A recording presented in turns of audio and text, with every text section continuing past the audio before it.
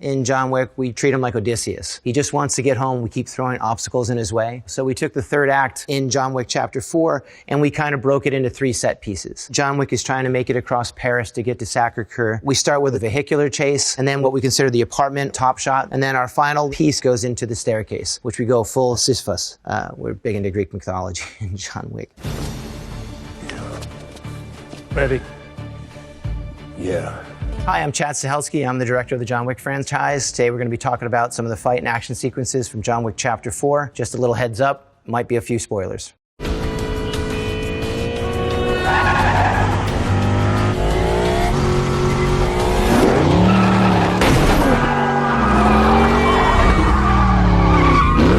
This scene is what we call the Arc de Triomphe, car chase scene.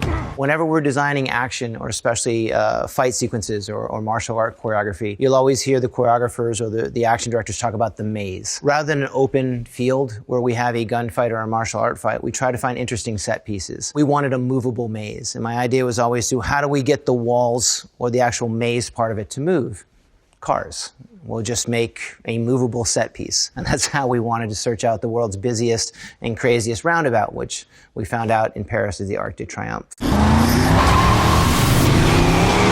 So John Wick stolen a 1971 Barracuda, a cool muscle car. We spent about 5 months teaching Keanu how to drift and do the car stunts, including a reverse 180, 360, what we call an in-out, and a 540 drift. So he's actually spinning the tires and drifting around these guys one-handed as he's firing a gun, which not a lot of cast members can do.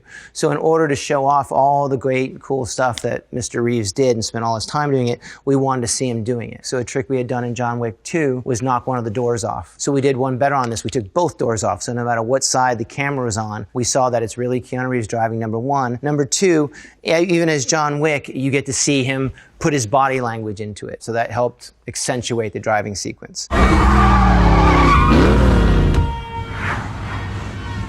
So what you don't see is when we have the 100 stunt drivers, Keanu has a little buffer around him. He's got our best drivers going right on his lanes. So there's 7 lanes of traffic throughout this sequence on the big runway that we had used. Each of these are zoned off with a series of colored cones. So the stunt drivers all know which lanes to go in. They stay in the black cone lane, they stay in the red cone lane, the yellow cone lane, and the hero lane is the blue lane. That's what Keanu goes in. If you looked at the top shot of a circle, they'd all be centrifugal circles in here. Keanu would always know to be in this circle, as the oncoming drivers know to be in their color circle going the opposite direction. That's how we do it. And then in visual effects, we wipe out the cones so you think he's actually weaving in and out of traffic. Keanu's driving about 55 to 60 miles an hour when he's going against traffic right now.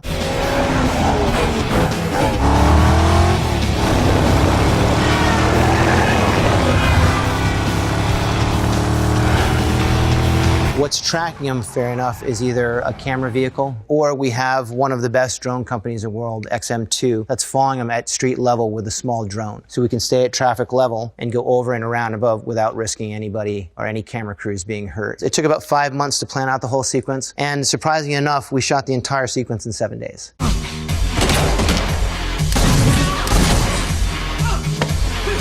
The shot we're talking about now is what we call the top shot or the top-down shot. A lot of times you'll see a top-down shot in action sequences or fight scenes, and usually it's because, you know, we're trying to hide a double or we're trying to hide something. But in John Wick, because we have Keanu Reeves and he's so well trained to do it, what we want to do, what we consider a candy cane or a corkscrew shot. So we actually have the camera on a 4-point flying system, and what we've done is we've made 4 big posts outside this set, which we can move the camera just like a joystick. And then the camera's meant to slowly come up on its rotating head so you know it's Keanu Reeves down here, and the camera kind of does a little candy cane or a corkscrew up, and that's how we keep tracking with it all. Why a lot of people don't do top shots is because when you're looking down, all you see is floor and top of walls that we have to go through. So we took a lot of care in designing the floors. You'll see carpet, you'll see rugs, you'll see blood splatters, you'll see paper, you'll see all different things that make the floor interesting. So we kind of designed the set upside down.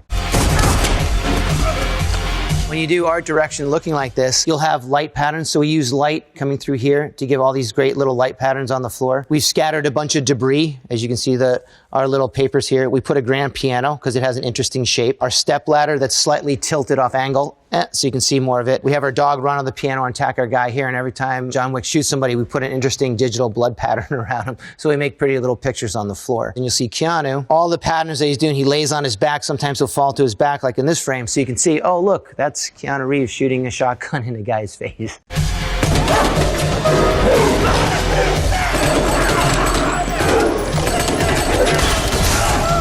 had researched this ammunition called Dragon's Breath. What they are is it's like a buckshot with phosphorus rounds.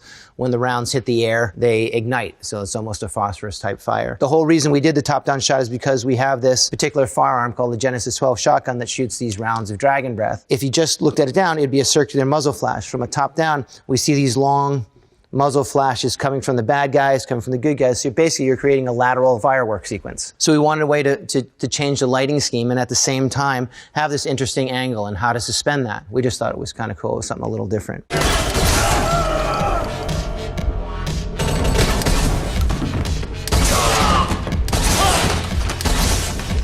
So we have our stuntman on fire down here, and we have our other two coming from here. To highlight the muzzle flash here, we kind of sculpt a darker room, with a little highlight. We kind of put the blues and greens on this side so the orange really pops in the center. So we kind of figure out, okay, what's going to highlight both the character, so we can keep him separate. Our stunt guys coming in here and here, that'll come in. This kind of throws your eye, so you're going right on the motion path. So we kind of dim out, but still shape everything. Dan Louston, my cinematographer, brilliant shaper of light, especially with color. And a big thing with John Wick is we always call it neon noir. We try to shape things instead of a grittier, grungier look that a lot of action films use. We try to shade with color so it actually throws your eye, but everything feels like a piece of art. Big inspiration for us was the painter Caravaggio, who really brought out blacks, and he shaped through black and he let colors really pop, not by making the colors pop, by really intensifying the blacks. So if you can see here, we kind of always shape, but you don't lose any detail. That's a big thing with us. We just took a movable piece of lighting. Literally, the shotgun is actually lighting part of the scene for us with muzzle flashes. So we intentionally leave the set a little bit darker so that not only do they pop, but they light the subject that we're hitting, in this case, our stuntman right here. So a lot of times in choreography, especially in John Wick, you can get the ideas of the sequence. Kind of like a lot of times I used to see in the old Hollywood dance films. You know, you want to be in the toy store, like singing in the rain. You want to be on the street with the lamppost in the rain. Other times it's a prop. It's you're spinning a baton. You're Jackie Chan. You've got a step ladder. You've got plates. You've got a spear or anything like that. You know, whether we find a cool car or a cool motorcycle or a different style or expression of martial arts, we also do the same thing in firearms. I was a big cartoon and anime guy growing up. So like when you see Wile E. Coyote or Bugs Bunny in some of these amazing pieces, a lot of the cues I take are from silent film, Buster Keaton and Harold Lloyd, Charlie Chaplin, all the greats. So the visually pop of something hitting someone, it's the old pie in the face gag of the explosive hit. In John Wick, we try to not be overly expressive with violence or gore, but we do want some kind of panache put into it. So we look for debris. Sometimes we'll do it with dust hits, or we'll do explosive hits on the furniture. Just something to give it a visual life to it. We saw this, we're like, oh, that's great. I don't have to dismember people. I can put a visual effect or a lighting effect on it that gives it a little bit of impact and oomph to it. So we thought this was a good way of doing it. And that's how we came up with the idea of taking something as simple as a type of ammunition and developing an entire sequence around it that showcased it in a way that we really haven't seen before in an action film.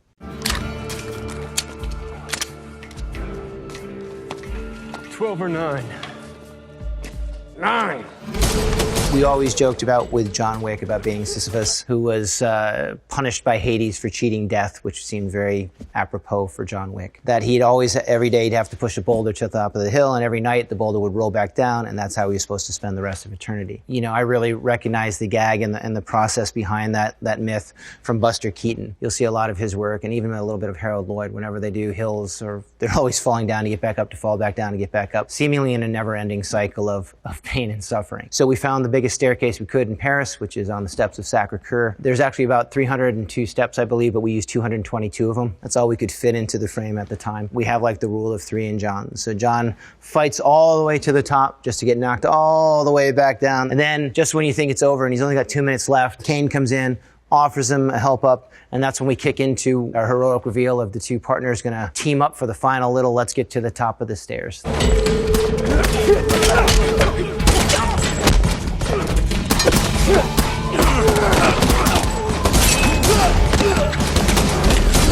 We took all the lights and really pumped them out. We're on an overhead canopy on lighting, which was almost like being in a soundstage. It just had perfect time of year to be there. We had leaf coverage so we could keep all the other lights. Right above the trees, we have our little set of lights to give our fill. We've got a good shape here, so we have these sides where we can stick our cameras. Also a big William Friedkin fan, so if you go watch The Exorcist and the way they lit that, that's how we wanted to light the staircase. A little bit of foreboding there. So you're always gonna feel our guys coming down, and you feel little background guys coming up, so you always know where our guys are. So it's a constant up, down, left to right kind of vibe. The Sacre-Cœur was a really interesting staircase. Again, it gave us this really interesting perspective, much like the top shot of the Arc. It gave us this tilted vertical sensibility. So you're either looking down on either of the lateral sides, or you're looking up, which gives you this really nice symmetrical thing right to the church. Every time we look up, you can always get that sense of where he's going. It gives you a great sense of geography. When the camera's shaking around and you never establish the wider shot of where the character needs or has to go to, the audience can get lost in it, and maybe sometimes that's a good thing, but if you don't feel a sense of purpose, it's hard to get behind the character. You never know where he's at. With the staircase, once you do that original shot of looking up,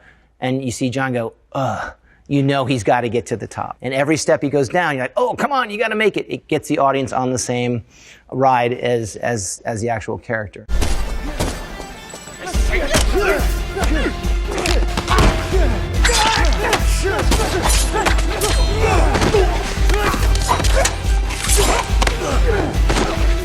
Of course, we use CGI and digital help to help hide things and make things safer for the stunt team.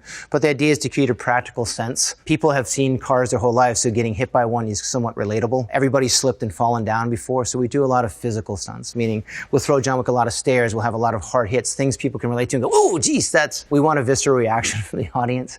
And when you see John Wick fall down 200 stairs, I think most people can kind of relate to, yeah, that would really suck. I think totally we did over 72 stair falls between the 20 stuntmen that were in the sequence. So every time a guy falls down, he'll actually fall down the stairs. The safety guy, you good? He's like, yeah, I'm still good. And he'll run all the way back around and come down to die again. And what you don't see behind camera are like these two poor wardrobe people that are handing them hats on the way by. So they're changing hats as they're going to go in. And that's how we keep our stunt team in shape. We take these baby pieces of foam strips and they're just barely put on the stairs to take the curse off, and then we digitally smooth them out. Don't want to take anything away from the stunt team, but we try to do our best to do every little thing we can to help them out. No stuntmen were injured in this filming of this sequence.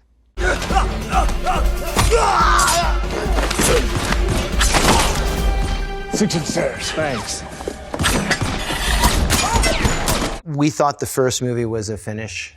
Like, Keanu and I are like, ooh, dodged a bullet on that one, because the movie was so nutty about killing 80 people over a puppy. We finished number 2 and we had the same response, like, ooh, never going to direct after that weird one. And the third one, we said, this is the final one. We're good. We're in Japan. We just finished reading the treatise on samurai code of ethics, a treatise called Hagakure. And it was literally the art of the way of dying, like how to prepare yourself for death. We thought, well, that's a pretty cool thing. And we're like, well, we didn't get to do this on John Wick 3. I think we can do better. And we're like, well, the only reason to do it would be to put a bookend on it. We had the idea and thought, like, if we could really get this philosophy, the ending to grief, like you can see the references to Dante throughout about the layers of hell, preparing your lead character to die by doing something good. Okay, we got it. So we kind of already knew what we wanted to get out of it. A little bit of Buster Keaton, a little bit of anime, a little bit of samurai films, a little bit of wuxia films, a little bit of Wong Kar-wai, Zhang Yimou, a little Jackie Chan, and there you go.